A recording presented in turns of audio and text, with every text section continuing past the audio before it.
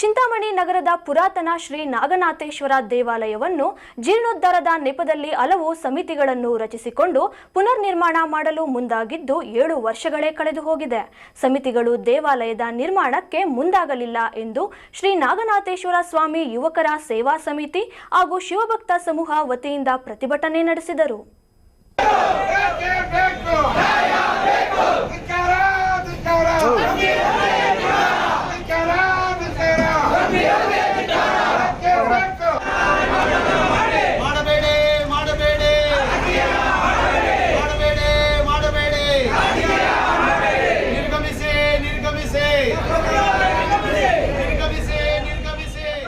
ಚಿಂತಾಮಣಿ ನಗರದ ಪುರಾತನ ಶ್ರೀ ನಾಗನಾಥೇಶ್ವರ ದೇವಾಲಯವನ್ನ ಜೀರ್ಣೋದ್ಧಾರದ ನೆಪದಲ್ಲಿ ಹಲವು ಸಮಿತಿಗಳನ್ನು ರಚಿಸಿಕೊಂಡು ಪುನರ್ ನಿರ್ಮಾಣ ಮಾಡಲು ಮುಂದಾಗಿದ್ದು 7 ವರ್ಷಗಳೇ ಕಳೆದು ಹೋಗಿದೆ.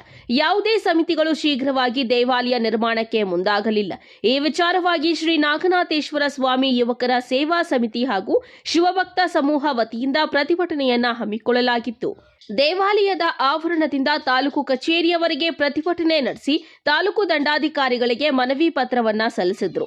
ನಂತರ ಮಾತನಾಡಿದ ಅಗ್ರಹಾರ ಮೋಹನ್, ಇತಿಹಾಸ ಪ್ರಸಿದ್ಧ ಪುರಾತನ ದೇವಾಲಯಗಳಲ್ಲಿ ಒಂದಾದ ಶ್ರೀ ನಾಗನಾಥೇಶ್ವರ ಸ್ವಾಮಿ ದೇವಾಲಯದ ಜೀರ್ಣೋದ್ಧಾರ ತಾತ್ಕಾಲಿಕವಾಗಿ ಕೆಲವು ತೊಡಕುಗಳಿಂದ ನಿಂತು ಹೋಗಿದೆ. ಹಲವು ವರ್ಷಗಳ ಹಿಂದೆಯೇ ದೇವಸ್ಥಾನದ ಅಭಿವೃದ್ಧಿಗಾಗಿ ಕೆಲವು ದಾನಿಗಳು ಹಾಗೂ ಕೆಲವು ಮುಖಂಡರು ಮುಂದೆ ಬಂದು ಸಮಿತಿಯನ್ನ ರಚಿಸಿ ಜೀರ್ಣೋದ್ಧಾರ ಮತ್ತು ಕಾನೂನುಬದ್ಧವಾಗಿ ಹೊಸ ವಿನ್ಯಾಸದೊಂದಿಗೆ ದೇವಾಲಯ ನಿರ್ಮಿಸಿ ಕೊಡಲು ಒಪ್ಪಿರುವುದು ಸರಿಯಷ್ಟೇ. ಆದರೆ ಸುಮಾರು 2-3 ವರ್ಷಗಳ ಕಾಲ ಅಲ್ಪ ಸ್ವಲ್ಪ ಕಾಮಗಾರಿ ಮಾಡಿ ನಿಲ್ಲಿಸಿದ್ದಾರೆ. ಹಳೆ ಸಮಿತಿಯವರು ಹೊಸ ಸಮಿತಿಯವರ ಮೇಲೆ, ಹೊಸ ಸಮಿತಿಯವರು ಹಳೆ ಸಮಿತಿಯವರ ಮೇಲೆ ಆರೋಪ ಪ್ರತ್ಯಾರೋಪಗಳನ್ನ ಮಾಡಿಕೊಂಡು ಪ್ರತಿಷ್ಠೆಗಳಿಗಾಗಿ ಶ್ರೀ ನಾಗನಾಥೇಶ್ವರ ಸ್ವಾಮಿ ದೇವಾಲಯದ ಜೀರ್ಣೋದ್ಧಾರವನ್ನ ಸಂಪೂರ್ಣ ನಿರ್ಲಕ್ಷ್ಯ ಮಾಡಿದ್ದು, ತಾಲೂಕು ಆಡಳಿತ ಶೀಘ್ರವಾಗಿ ಜೀರ್ಣೋದ್ಧಾರ ಕಾಮಗಾರಿಯನ್ನ ಪೂರ್ಣಗೊಳಿಸಿ ಭಕ್ತಾದಿಗಳ ದರ್ಶನಕ್ಕೆ ಅನುವು ಮಾಡಿಕೊಡಬೇಕೆಂದು ಆಗ್ರಹಿಸಿದ್ದಾರೆ.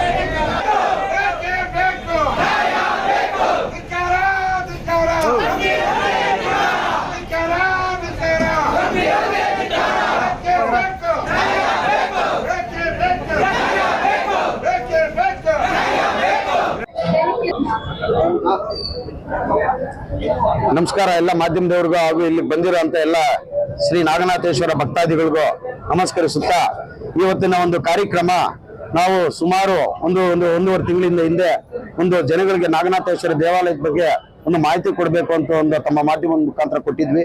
ಅವತ್ತು 1.5 ತಿಂಗಳು ಸಮಯ ಕೊಟ್ಟಿದ್ವಿ ಸಮಿತಿಯವರೆಗೂ ಹಾಗೂ ಅಧಿಕಾರಿಗಳಿಗೆ. ಆದರೆ ಯಾವುದೇ ರೀತಿಯಾದಂತಹ ಕ್ರಮ ವಹಿಸಲಿಲ್ಲ.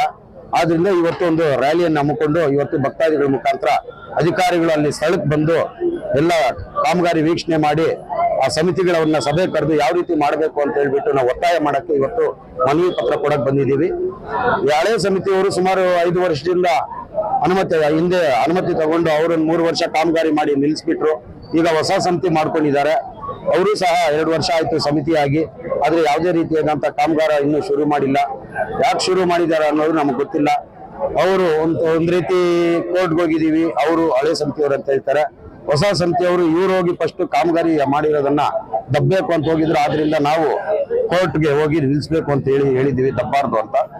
ಕೆಲವು ಮುಂದಿನ ದಿನಗಳಲ್ಲಿ ನೀವೇನಾದ್ರೂ ಈ ಮನವಿ ಪತ್ರಕ್ಕೆ ಸ್ಪಂದಿಸಿ ಧಾರ್ಮಿಕ ದತ್ತಿ ಇಲಾಖೆ ನಿರ್ದೇಶಕರಾಗಿರ್ಬೋದು ಇಲ್ಲ ಜಿಲ್ಲಾಧಿಕಾರಿಗಳಾಗಿರ್ಬೋದು, ಇಲ್ಲ ಉಪವಿಭಾಗಾಧಿಕಾರಿಗಳಾಗಿರ್ಬೋದು, ತಹಸೀಲ್ದಾರ್ ಆಗಿರ್ಬೋದು, ಅಲ್ಲಿ ಬಂದು ಸ್ಥಳ ಪರಿಶೀಲನೆ ಮಾಡಿ ಕಾಮಗಾರಿ ಆಗಿದೆಯಾ ಇಲ್ವಾ ಅಂತ ಚೆಕ್ ಮಾಡಿಬಿಟ್ಟು ಇವಾಗ ಏನ್ ಸಮಿತಿಯವ್ರು ಕೊಟ್ಟಿದ್ದೀರಾ ಜವಾಬ್ದಾರಿ, ಆ ಜವಾಬ್ದಾರಿ ನಿರ್ವಹಿಸಬೇಕು. ಇಲ್ಲ ಅಂದ್ರೆ ದಯವಿಟ್ಟು 2 ಸಮಿತಿಗಳು, ಒಂದು ಸಮಿತಿ ನಿರ್ಗಮನ ಆಗಿದೆ, ಇವಾಗ ಇನ್ನೊಂದು ಸಮಿತಿನೂ ನಿರ್ಗಮನ ಮಾಡಿಬಿಟ್ಟು ತಾವು ನಿಮ್ಮ ಮುಜರಾಯಿ ಇಲಾಖೆ ಸುರ್ಪದಿಗೆ ತಗೊಂಡು ದಾನಿಗಳು ಏನ್ ಕೊಡ್ತಾರೆ, ಮುಜರಾಯಿ ಇಲಾಖೆಯಲ್ಲಿ ಏನ್ ಅನುದಾನ ಇರುತ್ತೋ ಅದನ್ನ ತಗೊಂಡು ದೇವಸ್ಥಾನ ಕಾಮಗಾರಿ ಪೂರ್ಣ ಮಾಡಿ ಕೊಡ್ಬೇಕು. ಯಾಕಂದ್ರೆ ಪ್ರತಿಭಟನೆಯಲ್ಲಿ ಅಪಾರ ಸಂಖ್ಯೆಯಲ್ಲಿ ಭಕ್ತಾದಿಗಳು ಭಾಗವಹಿಸಿದ್ರು. ಇಸ್ಲಾಂ ಪಾಷಾ, MMTV ನ್ಯೂಸ್, ಚಿಂತಾಮಣಿ.